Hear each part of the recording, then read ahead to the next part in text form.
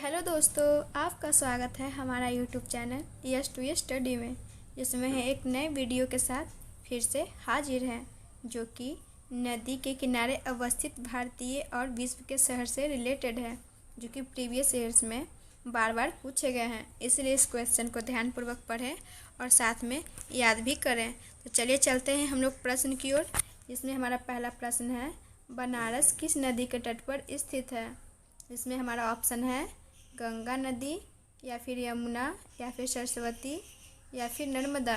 तो इसका जो राइट आंसर हो जाएगा वो हो जाएगा गंगा नदी। बनारस शहर जो है गंगा नदी के तट पर ही स्थित है। तो चलिए चलते हैं हम लोग अगले प्रश्न की ओर। जो हमारा अगला प्रश्न है वो है, गंगा नदी के तट पर कौन सा शहर स्थित है। जो हमारा ऑप्शन में है वो है मथुरा या फिर आगरा या फिर कानपुर या फिर कोटा। तो इसका जो राइट आंसर हो जाएगा वो हो जाएगा कानपुर। कानपुर है जो गंगा नदी के तट पर स्थित है। तो चलिए चलते हैं हम लोग अगले प्रश्न की ओर। जो हमारा अगला प्रश्न है वो है, निम्नलिखित में से कौन सा नगर गंगा नदी के तट पर स्थित नहीं है। मतलब कि वो कौन सा शहर है जो कि गंगा नदी के तट पर स्थित नहीं है। इसमें हमारा ऑप्शन है कानपुर या फिर पटना या फिर वाराणसी या फिर लखनऊ। तो इसका जो राइट आंसर हो जाएगा वो हो जाएगा लखनऊ। कानपुर है जो अभी हम सेकंड नंबर क्वेश्चन में बताए थे कि गंगा नदी के तट पर स्थित है, इसलिए ये तो होगा नहीं। और पटना जो है ये भी गंगा नदी के तट पर ही स्थित है, और वाराणसी भी। इसलिए इसका जो राइट आंसर हो जाएगा वो हो जाएगा ऑप्शन डी, लखनऊ।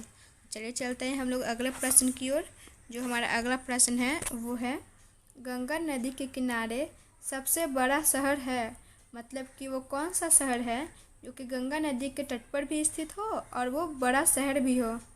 इसमें हमारा ऑप्शन है पटना, वाराणसी, कानपुर या फिर इलाहाबाद। इसका जो राइट आंसर हो जाएगा वो हो जाएगा कानपुर। चलिए चलते हैं हम लोग अगले प्रश्न की ओर।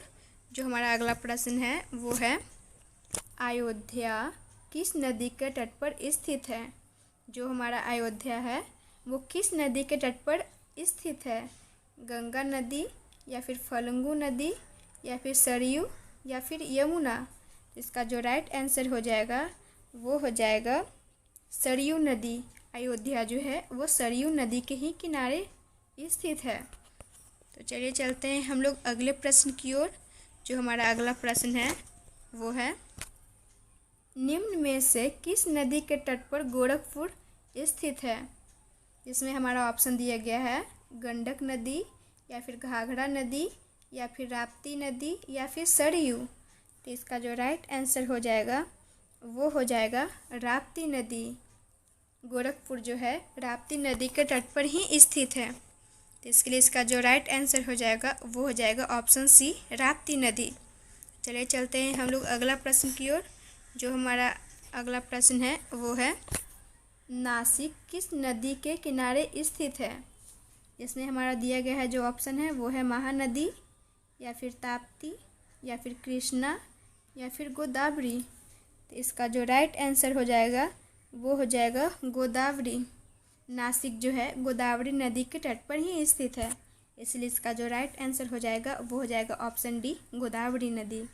जो हमारा अगला प्रश्न है वो है, गोदावरी नदी के तट पर कौन सा शहर स्थित है। मतलब कि गोदावरी नदी के तट पर कौन सा शहर स्थित है।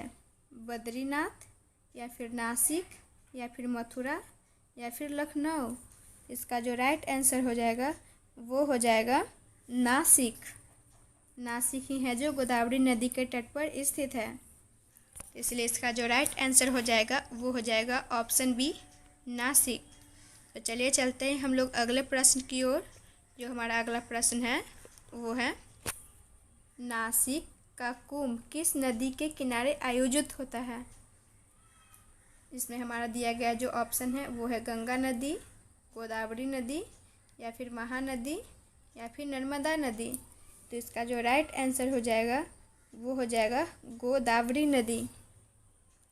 नासिक का कुंभ गोदावरी नदी के किनारे ही आयोजित होता है, इसलिए इसका जो राइट आंसर हो जाएगा वो हो जाएगा ऑप्शन बी, गोदावरी नदी। जो हमारा अगला प्रश्न है वो है महानदी। जो महानदी के तट पर कौन सा शहर स्थित है? इसमें हमारा दिया गया जो ऑप्शन है बैंगलोर, कटक, या फिर बद्रीनाथ, या फिर कोटा। इसका जो राइट आंसर हो जाएगा वो हो जाएगा कटक। महानदी के जो तट पर स्थित शहर है उसका नाम है कटक। तो चलिए चलते हैं हम लोग अगले प्रश्न की ओर। जो हमारा अगला प्रश्न है वो है नर्मदा नदी के तट पर कौन सा शहर स्थित है?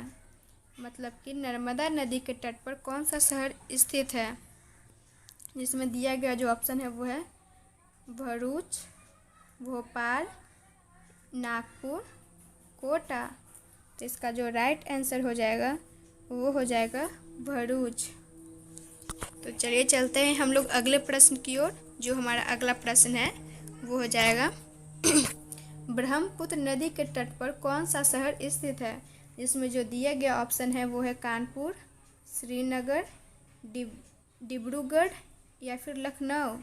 तो इसका जो राइट आंसर हो जाएगा वो हो जाएगा डिब्रूगढ़। ब्रह्मपुत्र नदी जो है डिब्रूगढ़ के तट पर ही स्थित है, मतलब कि ब्रह्मपुत्र नदी के तट पर डिब्रूगढ़ शहर स्थित है। तो चलिए चलते हैं हम लोग अगले प्रश्न की ओर। जो हमारा अगला प्रश्न है वो है अलकनंदा और पिंडर नदियाँ के संगम पर निम्नलिखित में से कौन सा स्थान अवस्थित है?